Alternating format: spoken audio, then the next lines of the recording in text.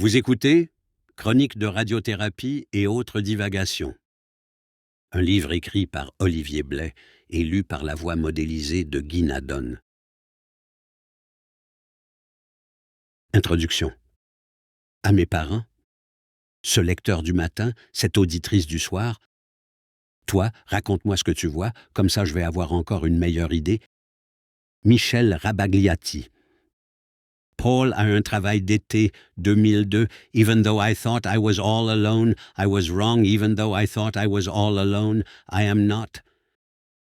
Hey Rosetta. Young Glass, 2011. Remerciements. Merci. Andréane, pour cette amitié majeure et vaccinée. Charlotte, Julie, Camille, mes amarres et mes bouées de sauvetage. Chantal et Isabelle, mes fans, Alexandre et Simon, mes frères, mes complices. Catherine, télépathe artistique au pinceau de fée. Denis, œil de lynx au cœur de lion et à la crinière aussi. Aux technologues de l'ancien hôpital Notre-Dame de Montréal, vous êtes passés en coup de vent, mais vous m'avez marqué comme une tempête. À toutes ces personnes qui m'ont accompagné de près ou de loin dans cette aventure, je vous dis merci, sincèrement, merci. Préface. 15 octobre 2017. Demain, lundi 16 octobre, sera le jour de mon premier traitement de radiothérapie, le premier de 30. Mon neurochirurgien m'avait pourtant assuré que je n'en aurais qu'un seul, mais mon oncologue m'a dit que j'en aurais 30 et que mon neurochirurgien s'était trompé. Après quoi, mon neurochirurgien m'a dit « Oups ». Bref, pourquoi 30 au lieu de 1 ? Tout simplement parce qu'un seul traitement n'aurait pas suffi, qu'il y aurait eu trop de risques de récidive. Avec 30 traitements, on s'assure de brûler le reste de la tumeur ou de freiner sa croissance. De même, on prévient en brûlant les cellules qui se sont potentiellement agglomérées autour. De ce fait, du lundi au vendredi, 5 jours par semaine, et ce, durant 6 semaines, je prendrai mon petit baluchon, le remplirai de livres et partirai pour une grande aventure d'1 heure et demie. J'irai dans la magnifique contrée de Montréal pour visiter le château Notre-Dame et voir mon cerveau se faire cribler de rayons laser. Ensuite, je referai le trajet inverse pour aller me reposer dans ma belle campagne de Bois-des-Filions. Le but de ce message n'est pas de faire pitié, mais bien de vous informer que j'essaierai le plus possible de tenir un journal quotidien durant toute la durée de mes traitements. Que je rédige une phrase, 2 phrases, ou 3, ou 4 paragraphes, peu importe. J'essaierai d'écrire chaque jour. Un peu pour vous tenir au courant de l'évolution des traitements, mais surtout pour exorciser la peur, l'angoisse et la fatigue qui m'habitent présentement. Et comme l'a dit un grand sage dont le nom m'échappe, on va la tuer, cette maudite tumeur-là, à grands coups de cape d'acier, d'en face tabar-slatch. Première partie. 16 octobre. Radiothérapie 1, 30 heures du rendez-vous, 13h10. Accompagnatrice, Andréane. Aujourd'hui, je recevais mon premier traitement. 13h10 à l'hôpital Notre-Dame, ça veut pas mal dire qu'il faut quitter Bois-des-Filions à 12h.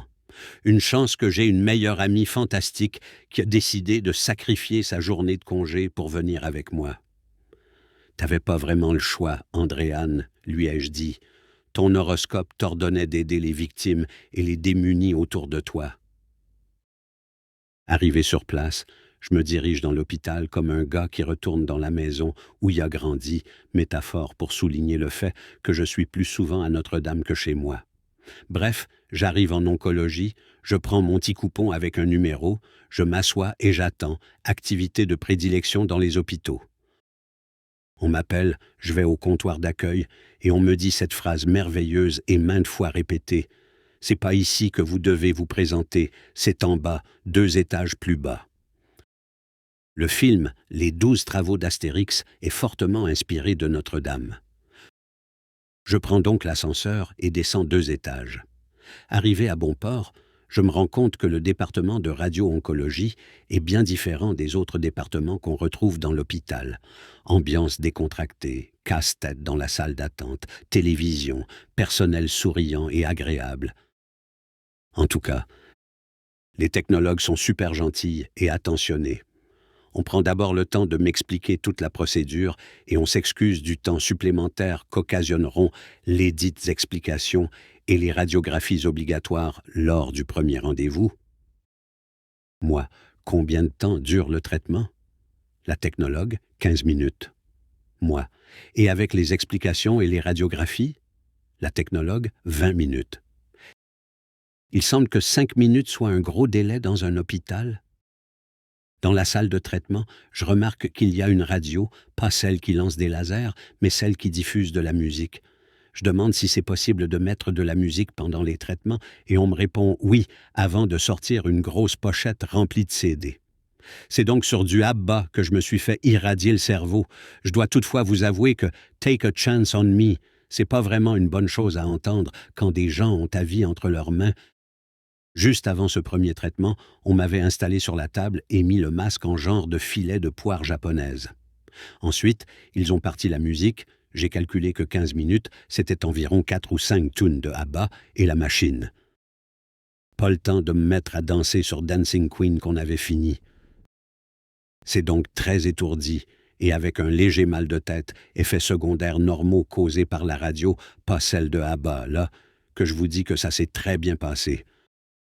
1,30 sous le signe du positif. 17 octobre. Radiothérapie, 30 heures du rendez-vous, 12h30. Accompagnateur, mon frère Alexandre. Même si c'était seulement mon deuxième rendez-vous, j'ai bien sûr agi comme si j'avais fait de la radiothérapie toute ma vie. Je veux, bien entendu, montrer à mon frère comment je suis cool. On arrive, je me dirige d'un pas décidé vers l'ascenseur, on descend 2 étages, je scanne ma carte d'hôpital, on va s'asseoir dans la salle d'attente et mon frère remarque qu'il y a des casse-têtes dans la salle. Et voilà que je le perds pendant qu'il court s'installer à la table dudit casse-tête. 750 pièces qui, une fois réunies, sont censées représenter un pont couvert rouge, style année 1950. Dit comme ça a de l'air de s'être passé rapidement, mais on s'entend qu'on est dans un hôpital, il n'y a rien de rapide. On appelle mon nom. Salle H. Je marche avec l'assurance et la fougue d'un habitué du bar qui prétend connaître le proprio et qui cruise tout ce qui a des seins. Pour votre information, mes injections de testostérone font en sorte que j'ai des seins qui me poussent. Moi, ça me fait bien rire. Bref. Dans la fameuse salle H, j'ai encore droit à du ABBA. À croire qu'ils n'ont pas changé le disque depuis hier. Comme demande spéciale, je demande qu'on fasse jouer un album que j'ai emmené, Hey Rosetta, un merveilleux groupe canadien aux sonorités rock folk pop instrumentales. Une musique qui me fait vivre un paquet d'émotions qui se rajoutent à celles que je dois déjà gérer. On m'installe sur la table, puis on part la musique et le laser. Les 15 minutes de traitement s'écoulent un peu comme le ferait un sablier rempli de gravier, lentement mais sûrement. La technologue entre dans la salle et me dit « C'est fini ?» Par contre, on aurait une demande spéciale pour toi. Penses-tu que tu pourrais nous prêter ton CD jusqu'à demain? Non seulement j'ai fait découvrir un nouveau groupe de musique aux personnes qui ont ma santé entre leurs mains, mais également aux patients qui passeront après moi. Entre vous et moi, ces derniers m'importent peu. J'ai juste hâte qu'on me dise comment ils ont réagi en entendant la pièce qui se termine par un kata-jack. Pour ceux qui ne savent pas ce qu'est un kata-jack, c'est un jeu de gorge inuit. Vous comprendrez le malaise. Bref. 2. Fatigue intense, étourdissement fréquent, mais pas de mal de tête. Peut-on s'habituer à se faire bombarder de rayons gamma dans le coco? Probablement pas, mais on n'a pas le choix de s'accoutumer à cette nouvelle vie de métro radio dodo. 18 octobre. Radiothérapie, 30 heures du rendez-vous, 17h40. Accompagnatrice, Danielle. Aujourd'hui, rendez-vous à 17h40 au lieu de 13h01. À ce qu'il paraît, la machine dans la salle où je devais recevoir mon traitement a des problèmes depuis quelque temps. Hasard de la vie ou bris mécanique causé par mon embonpoint. Le mystère plane. Aujourd'hui, c'est à Danielle que je dois dire merci pour le lift. Danielle, c'est la serveuse du restaurant où je vais tout le temps déjeuner. Elle et moi, on a une drôle de relation.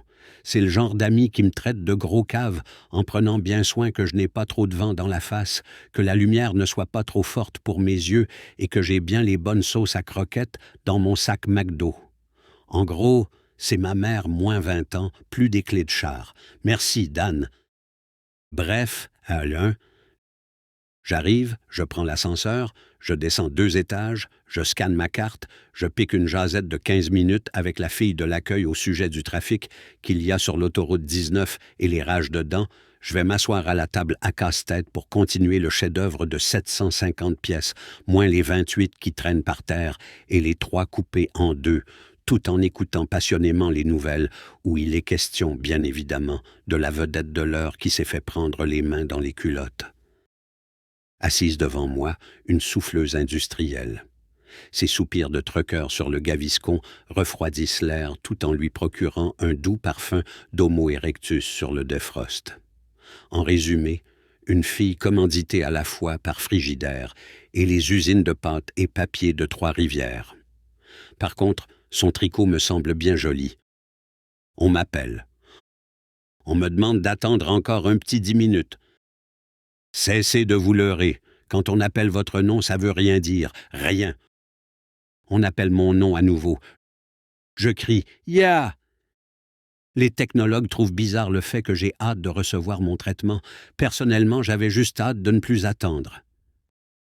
Dans la salle, 3 nouveaux technologues et donc 3 nouveaux noms à apprendre. Pour les retenir, j'utilise un truc infaillible. Je regarde la personne droit dans les yeux et me répète son nom jusqu'à ce que je m'en souvienne. Conseil d'amis, faites pas ça, c'est juste malaisant. Bref, je commence à discuter avec les technologues et à faire des blagues. L'un d'eux, Christian, me dit qu'il est agréable d'avoir enfin un patient qui blague, que ça les change des vieilles madames chiantes qui chialent sur tout. Christian est maintenant mon nouveau meilleur ami. Traitement fini. On remet son chandail de loup et on dit bye à Chris, Marie et Joël.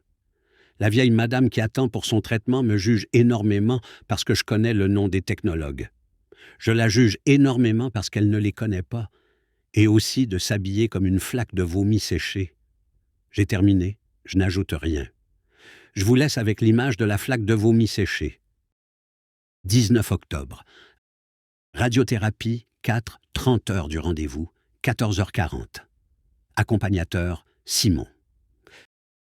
J'avais pensé vous décrire ma journée au complet, mais je me suis finalement rendu compte que 1. Mes journées étaient plates et routinières. 2. C'était absolument pas pertinent. 3. C'était vraiment long et que j'étais trop fatigué pour écrire autant, ce qui est un paradoxe quand on se rend compte que cette simple énumération fait environ la moitié d'une dissertation de philo au cégep. Bref, 1. Tabouère, c'est même pas commencé que je dévie déjà du sujet. Rendez-vous à 14h40. Tu sais, quand l'expression même heure, même poste ne s'applique pas du tout à un endroit, bien cet endroit-là, c'est le château Notre-Dame. Mon accompagnateur pour la journée, Simon. Qui est Simon? C'est le gars qui fait le casse-tête tout en s'amusant à répéter le nom des patients qu'on appelle à l'interphone juste pour montrer à quel point leurs noms sont laids. Je dois avouer que c'est le genre d'activité qui me fait bien rire. Mention spéciale à Guy Gaille et Sonia Sauvé. On espère que votre rémission se passe bien malgré tout. On m'appelle. Je n'ai pas à attendre un 10 minutes de plus. La vie est remplie de petits miracles. J'entre dans la salle. 2 nouvelles technologues, 2 nouveaux noms à apprendre. Non, mais, hey, je suis pas un ordi, moi, là. J'apprends leurs noms à grands coups de regard malaisants dans les yeux. Josiane et Jaline. Ça devrait être facile. J'ai une amie qui s'appelle Josiane et l'autre a un nom qui se retrouve juste une fois dans le bottin, le genre de nom que Simon aurait aimé répéter. On m'installe sur la table, on s'empresse de me mettre le masque sur le visage, technique efficace pour me faire fermer la gueule, et on part la machine. Pendant le traitement, j'aperçois des lumières blanches et je sens comme une odeur de brûlé. Je demande à la technologue. Donc quand je vois des lumières blanches, c'est le laser, c'est ça? Non, le laser est incolore, ça veut juste dire qu'on a touché votre nerf optique pendant le traitement. Au cas, Et quand je sens une odeur de brûlé, c'est qu'on a atteint votre nerf olfactif. Il y a juste vous qui voyez et sentez ces choses-là. En gros, non seulement je sors de l'hôpital chaque jour plus léger du fait que ma tumeur fond à chaque traitement, mais j'en sors également de plus en plus schizophrène.